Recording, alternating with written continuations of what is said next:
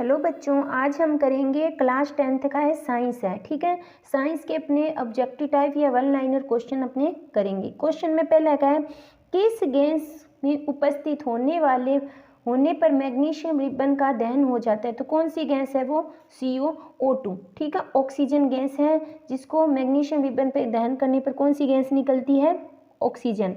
भोजन के पाचन में किस प्रकार की अभिक्रिया होती है। भोजन का जो पाचन होता है उसमें कौन सी अभिक्रिया होती है, वियोजन अभिक्रिया होती है। आगे वाला क्वेश्चन है, हमारे उदर में कौन सा अम्ल पाया जाता है। कौन सा अम्ल पाया जाता है, HCl। ठीक है, अपने शरीर में सबसे ज्यादा कौन सा अम्ल पाया जाता है, HCl, जिसके कारण अपने को कौन सी होती है, एसिडिटी हो जाती है। रक्त का pH कितना होता है, 7.4। तो रक्त का अपना pH कितना है, 7.4 है। जिप्सम का रासायनिक सूत्र होता है कैल्शियम सल्फेट प्लस 2 जल के अणु। ठीक है, कैल्शियम सल्फेट प्लस 2 जल के अणु। इसी जिप्सम से क्या बनता है, POP बनता है, प्लास्टर ऑफ पेरिस, जिसका सूत्र होता है CaSO4 हाफ जल। ठीक है, यानी आधा जल का अणु। ठीक है, ये किससे बनता है, जिप्सम से ही POP का निर्माण होता है। आगे वाला है, सिरका में उपस्थित अम्ल कौन सा है, एसिटिक अम्ल, C2COOH या C2H5OH। ठीक है, लिटमस किससे प्राप्त होता है, थैलोफाइटा समूह का जो पौधे होते हैं उनमें लाइकेन नामक जो पौधा पाया जाता है उससे अपने को क्या पता है, लिटमस पेपर। और लिटमस पेपर किस में यूज किया जाता है, अम्ल और क्षार की पहचान करने के लिए लिटमस पत्र का यूज किया जाता है।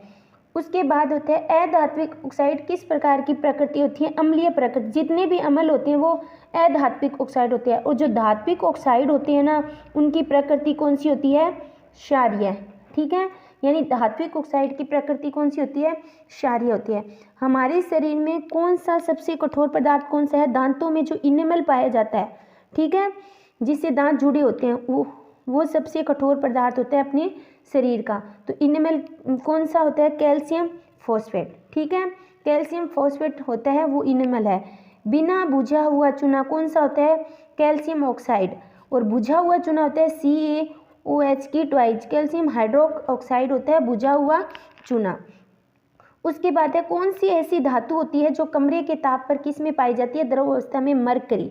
ठीक है, मरकरी होती है। तो थर्मामीटर में जो लिक्विड पदार्थ होता है वो मरकरी होता है। ऊष्मा व विद्युत का सबसे अच्छा सुचालक, ठीक है, कौन सा होती है, चांदी होती है, जिसे बोलते हैं सिल्वर, Ag।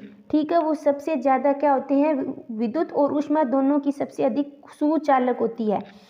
दो धातुएं जो प्रकृति में मुक्त अवस्था में पाई जाती है, सोना और चांदी है, ये दो धातुएं प्रकृति में मुक्त अवस्था में पाई जाती है। आगे वाला क्वेश्चन है, सोने व प्लेटिनम को गलाने वाला अम्ल कौन सा है, एक्वा रीजिया, जिसे बोलते हैं अम्लराज। ठीक है, अम्लराज किससे मिलता है, HCl प्लस HNO3, यानी हाइड्रोक्लोराइड और नाइट्रिक अम्ल से, जिसमें हाइड्रोक्लोराइड का 3 और जो नाइट्रिक अम्ल होता है यानी 3:1, जिसे अम्लराज बोलते हैं, जो सोना और प्लेटिनम को गलाने के लिए यूज किया जाता है, जिसे अम्लराज भी बोलते हैं। आगे वाला क्वेश्चन है अपने को, पृथ्वी की भूपट्टी में पाई जाने वाली मिलने वाली सर्वाधिक धातु कौन सी होती है, एल्यूमिनियम पाई जाती है। ठीक है, भूपट्टी में सबसे ज़्यादा कौन सी धातु पाई जाती है, एल्यूमिनियम। कौन सी है धातु चमकदार होती है, आयोडीन। ठीक है, सिंबल होता है इसका कैपिटल I। कौन सी अधातु जो द्रव अवस्था में पाई जाती होती है, ब्रोमीन। हमेशा ध्यान रखना, जितनी भी अधातु होती है वो सारी क्या होती है, लगभग गैसीय अवस्था में पाई जाती है, जैसे हाइड्रोजन, ऑक्सीजन।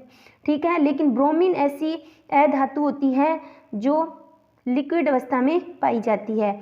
यस्त लेपन में किस की परत चढ़ाई जाती है, यस्त लेपन में किसकी परत चढ़ाई जाती है, जिंक की।